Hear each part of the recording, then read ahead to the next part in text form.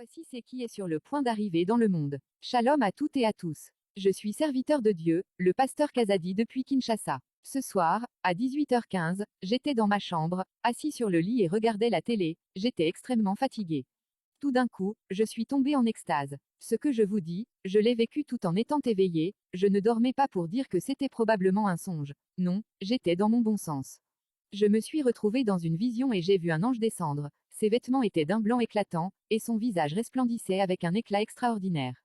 Il s'est tenu à 3 mètres de là où j'étais assis, et ses pieds ne touchaient pas le sol.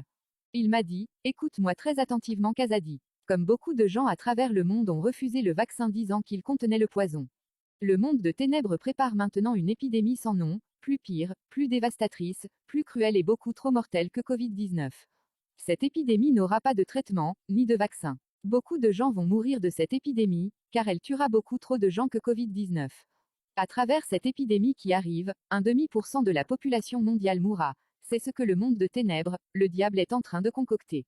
Dans toutes les nations, les gens seront divisés en deux. Et il a ajouté que, même les personnes auxquelles vous vous y attendez le moins, celles auxquelles vous pensez qu'il ne leur arrivera rien mourront.